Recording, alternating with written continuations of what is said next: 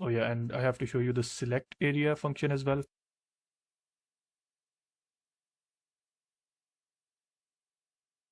So for example, if I click select area, it will open this window, and here I can select the area where I want to detect the cows. And there you go. Now it will detect only the cows that are detected inside of that area. So if I click show IDs, of course it works like that.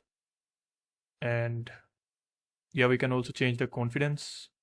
And if I click select area again, it will reset. So just like that. And I can do it again.